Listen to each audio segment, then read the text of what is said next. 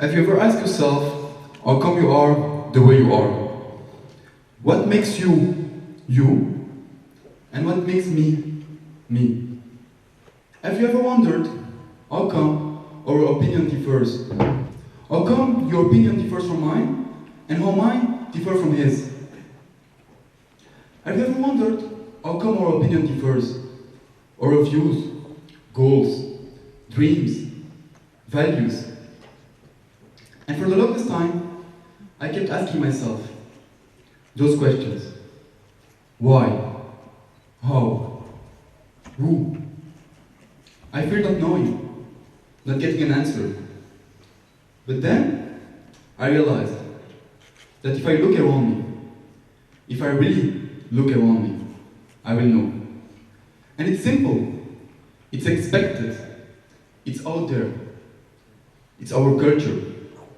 Yours and mine versus yours. For those of you who don't know me, I am Malik. And for those of you wondering how come my English is so Frenchy, it's because I lived most of my life in Belgium. I was born and raised there, actually. 4 years ago, my family and I decided to move back to Lebanon. And it wasn't as easy as expected. It took me a while to get used to Lebanon, to the country, to the people, to the roads, to the rules, or should I say, to the lack of rules. But mainly, the culture. When I was in Belgium, I used to work in the nightlife industry. I used to organize events in nightclubs, and I was doing great in the field. So when I came to Lebanon, it was logic for me to continue in that field. I so started to organize events and parties in nightclub in Beirut. After a while, many disappointment. Why don't people come? Why don't people enjoy it? Why do people tell me that they are coming and then they don't? What is the problem with me? What is the problem with what I am doing? I was doing exactly the same things as I used to do in Belgium, and I was doing great over there, so I couldn't understand why is it not working here.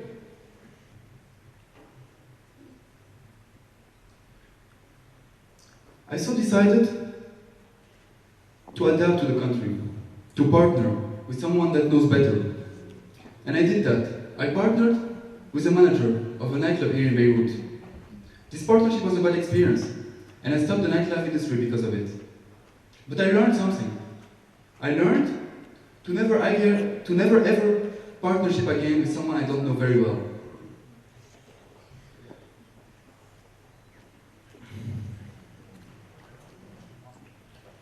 At that time in my life, I was still broke, but I really wanted to do something. I really wanted to do something on my own. I didn't want to go and work for someone else. I didn't want to give my life to make someone else's life better. I didn't want to settle for less.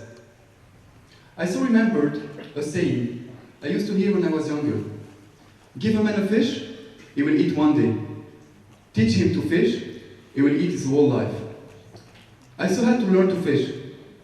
And my fishing learning was through personal development and getting to know myself. While analyzing the great men out there, I realized that they all knew themselves. They all knew their limit and what they are capable of. But most importantly, they all believed in themselves. When you believe you can do something, whatever it is, you believe you can do it, you can do it. Perfect. I had read The Secret. I believed I could do whatever I wanted to, if I really wanted to, but still, I had nothing accomplished yet. Why? What am I missing? I learned to fish, I got the right baits.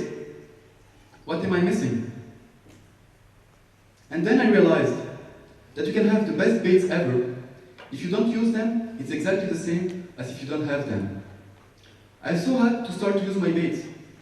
I started to go out, attend events, seminars, conferences, workshops, everything I could find on the theme of entrepreneurship, startups, or personal development. And that's when I started to collect the fish of my fishing. I started to have opportunities, job opportunities, work offers, partnership proposals. I started to see how much opportunities are available in Lebanon. As I told you before, I lived most of my life in Belgium, and I traveled a lot, from Belgium to Australia. I saw Paris, I saw London, all those big cities that many of my friends would love to live in. I lived there. I had my friends and family over there. But still, I came here. Why? Am I crazy? Maybe a bit. But I saw opportunities in Lebanon. Opportunities that I never saw anywhere else. We live in a country where everything is to be done, where there is place for improvement in nearly every single domain. Let me ask you a question. When there is a change in a country, where does this change originate from? The government? The grandpa and grandma talking about it around a cup of coffee? No, when there is a change in the country, this change always comes from the new generation. And you are the new generation. We are the new generation. And if we don't do anything for this country, nobody will. For everything you do in life, you always have two options, two choices. Never three, never four. Always two choices, two options, and you always have to choose between those two options. And what I'm talking about here is one, the choice to be successful, and two, the choice to find excuses for not to be successful. Let me give you the chance to be successful, and let's see if someone can catch the apple of success. Thank you.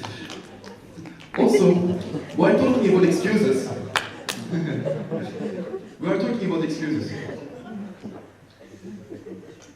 Especially in Lebanon, I heard a lot of people giving excuses for saying that, for example, that you need a lot of money to open your own startup, that you need a lot of money to launch your own company.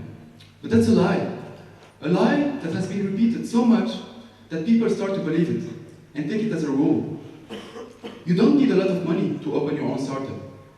But that doesn't mean that it will be easy. Far from that. It will be difficult. It will need a lot of motivation. It will need you to be dedicated. It will need you to be able to sacrifice a lot. But mainly, if you want to be successful in it, you will need to be resourceful. When you start being resourceful, that's when you will start to be successful in the entrepreneurship world. Solve for a problem and create a solution. That's the entrepreneurship philosophy. A few years ago, I wanted to open my own startup, develop my own application. But I am not a developer, I don't write code. I started to look for good developers. And I started to ask around me, where can I find good developers? And I saw a problem. A problem that many startups and even big companies are facing in Lebanon. There is a lack of good developers. Students graduate from universities in computer science or computer engineering, and they are not ready for the market. So, where everybody saw a problem, I saw an opportunity. With the help of the Beirut Innovation Center, which is a co-working space that help entrepreneurs with ideas to make their ideas into reality, we decided to open Le Wagon in Beirut. Le Wagon is a French coding school that teaches students to code. In 9 weeks, anyone willing it enough can learn to code from scratch. Let me give you real examples. This guy, for example, never wrote a line of code in his life, and in 9 weeks, he developed an application that let you deliver flowers anywhere in France. This girl also never wrote a line of code in her life, and in 9 weeks, developed a website that delivers French food to anyone in the world. Those two guys, one of them graduated in computer science, the second never wrote a line of code in his life, and they did this application that let you, if you have a car at home that you are not using, you can rent it. And finally, those two guys, also, they come from Paris. Both of them are in completely different domain than programming. And after 9 weeks, they are now both working in startups in Silicon Valley, just from this program. Why am I telling you all that? We live in a world where we need each other to survive. We live in a world where success is highly contagious. And I would like to finish by this quote. As the personal development legend Jim Rohn used to say, you are the average of the 5 people you stay with the most. Beware of the people you stay with the most. Those people can make you, and those same people can break you. Thank you.